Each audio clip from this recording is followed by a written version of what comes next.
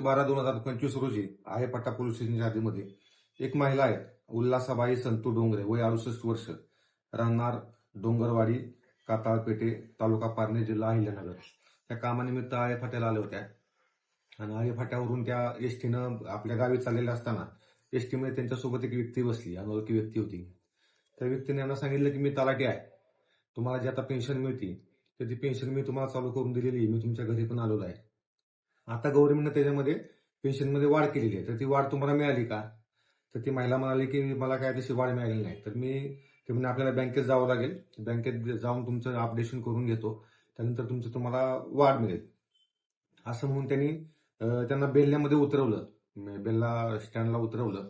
तिथून चालत चालत बँक ऑफ इंडियामध्ये घेऊन गेले आणि तुमच्या मुलाला सुद्धा मी फोन केलेला आहे, मी बँकेत जाऊन अपडेट करून घेतो, पण ते अपडेशन करायसाठी काही आपल्याला पैसे द्यावे लागतील, बँकेत चार्ज द्यावा लागेल असं म्हणून थोडंसं त्यांना आणखीन आमिष दाखवून त्यांच्याकडचे दागिने आहेत, एकूण 27.95 ग्रॅमचे दागिने, त्याच्यामध्ये एक सोन्याची पोत आहे आणि सोन्याची चेन, असे 2 दागिने त्यांनी काढून घेतले आणि मी एक 10 मिनिटांमध्ये येतो असं सांगून तो तिथून निघून गेला. तो परत आलेलाच नाही. त्यानंतर त्या महिलेनं आपल्या मुलाला फोन केला, त्यांना बोलवलं, तुम्हाला असा कोणाचा फोन आला होता का? तर ते मुलाच्या लक्षात आलं की असा कोणाचा फोन तर आला नव्हता. त्याच्यामुळे नक्कीच कोणीतरी यांना तलाठी असल्याची बतावणी करून त्यांच्या गळ्यातले असे 27 ग्रॅमचे दागिने, त्याची किंमत आहे 1,81,700 रुपये, असे दागिने देऊन कुठल्या तरी इसमाने त्यांची फसवणूक केल्याचे त्यांच्या लक्षात आले. मग त्यांनी दिलेल्या कंप्लेंटवरून पोलीस स्टेशनला 337/2025 BNSचे कलम 318(4) आणि 204 प्रमाणे गुन्हा दाखल करण्यात आला होता. सदर गुन्ह्याचा तपास मी PSI टावरे आहेत आमच्याकडे, त्यांच्याकडे दिला होता. मग सदर घटनास्थळावर जाऊन आम्ही CCTV फुटेज चेक केले, इतर गोष्टी सर्व चेक केल्या, तिथले साक्षीदार चेक केले. त्याच्यावरून आम्हाला यातील आरोपी हा निष्पन्न झाला. ज्ञानदेव हरिभाऊ चेडे, वय 45 वर्ष, राहणार चिपाडेमळा, सारसनगर, तालुका नगर, जिल्हा अहिल्यानगर, मूळ राहणार पुणेवाडी, तालुका पारनेर, जिल्हा अहिल्यानगर, हा रेकॉर्डवरचा आरोपी आहे. हे 420 पूर्वीचा IPC 420 प्रमाणे यांना अगोदरचे 5 गुन्हे केलेले आहेत याच पद्धतीनं. तर सदर आरोपीला आम्ही ताब्यात घेतलेले आहे. त्या आरोपीकडून आम्हाला या महिलेचे जे चोरीला गेलेले, फसवणूक करून घेऊन गेलेले 27.55 ग्रॅम वजनाचे सोन्याचे दागिने, ही टोटल आम्ही त्याच्याकडून हस्तगत केलेले आहे. सदरची कामगिरी आमचे Sandeep Singh Gill sir, SP sir आमचे पुणे ग्रामीणचे, तसेच आमचे additional SP Ramesh Chopde sir, Dhananjay Patil sir DYSP Junnar विभाग आणि अविनाश लिमकर साहेब LCB PI यांच्या मार्गदर्शनाखाली आमच्या पोलीस स्टेशनचे PSI सतीश टावरे, हवालदार विनोद गायकवाड, पंकज पारखे, अमित माळुंजे, कॉन्स्टेबल नवीन आरगडे, ओंकार खुने, गणेश जगताप आणि प्रकाश तांगडकर या सगळ्यांनी केलेले आहे. काय नाव तुमचं? नमस्कार, माझं नाव पोपट गुंड, प्रॉपर राहणार काटावेडा, तालुका पारनेर, जिल्हा अहिल्यानगर. काय झालेलं होतं?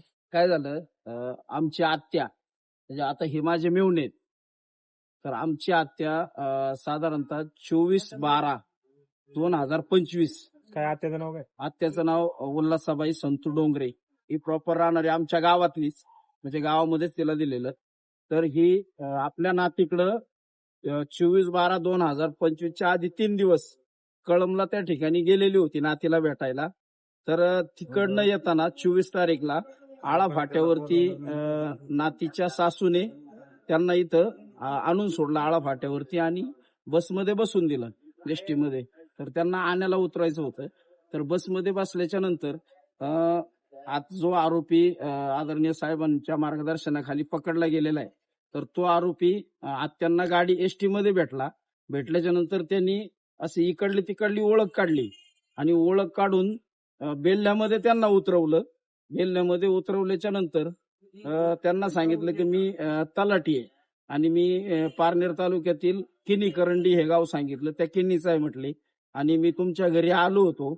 तर आत्यांना पण वाटलं आला असेल कधीतरी काय असं, म्हणजे थोडी फूस लावून त्यांना बेल्ल्यामध्ये उतरवल्याच्या नंतर बँक ऑफ इंडिया त्या ठिकाणी त्यांना नेलं. तर तिथं नेल्याच्या नंतर त्यांनी सांगितलं की तुमची पेन्शन आलेली आहे आणि ती बँकेमधून काढायची, तर तुम्ही माझ्या बरोबर चला, म्हणून त्यांना तिथं नेलं. तिथं नेल्याच्या नंतर तो बँकेमध्ये गेला, बँकेतून परत बाहेर आला. बाहेर आल्याच्या नंतर त्याने थोडं साईडला नेलं बँकेपासून आणि त्यांच्या गळ्यातलं जे डाग होतं तर ते डाग त्यांनी मागितलं. तर आत्यांनी त्यांना काही समजलं नाही, त्यांनी ते गळ्यातील साधारणतः एक 3 ते 3.5 तोळ्याचा डाग त्यांनी त्याच्या हातामध्ये काढून दिलं. काढून दिल्याच्या नंतर त्यांनी सांगितलं की मी माझी गाडी घेऊन येतो. तो जे गाडी आणायला गेला तर तो काय रिटर्न आला नाही. त्याच्यानंतर 15-20 मिनिटं आत्यांनी वाट बघितली. तर त्यांनी थोडं त्यांना जाणवलं की आपली फसवणूक झाली.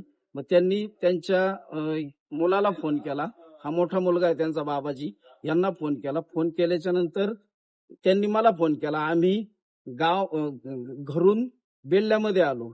आल्याच्या नंतर पोलीस स्टेशनला गेलो. तर त्या ठिकाणी साहेबांनी सांगितलं की आळा फाट्याला जाऊन तुम्ही तक्रार द्या. आम्ही इथं आळा फाट्यावरती आलो. साहेबांकडे तक्रार दिली. तक्रार दिल्याच्या नंतर साहेबांनी सांगितलं की आपण चौकशी करू. तर त्यांनी लगेच साहेबांनी आम्हाला अतिशय तत्परता दाखवून त्यांचा एक माणूस आमच्या बरोबर दिला. सीसीटीव्ही जे संपूर्ण होते ते संपूर्ण सीसीटीव्ही चेक केले. तर त्या सीसीटीव्ही मध्ये त्या आरोपीचा चेहरा स्पष्ट दिसला की आत्यांच्या समोर आत्यांबरोबर बोलताना त्या आरोपीचा चेहरा स्पष्टपणे दिसला. आणि त्या सीसीटीव्ही फुटेजच्या आधारे साहेबांनी साधारणतः आता जवळपास 1 महिना होईल या गोष्टीला.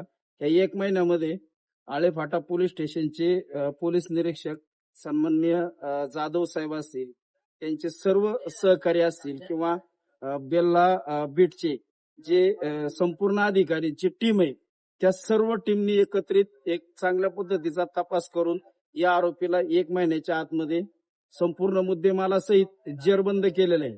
तर साहेबांचं मी आमच्या वतीनं साहेबांचं मनपूर्वक हार्दिक अभिनंदन करतो. कारण आम्ही पारनेर तालुक्यातले प्रॉपर, परंतु आम्ही ही घटना जुन्नर तालुक्यामध्ये घडली म्हणून आम्हाला हा गुन्हा या ठिकाणी आळाफाटा पोलीस स्टेशनला नोंदवावा लागला.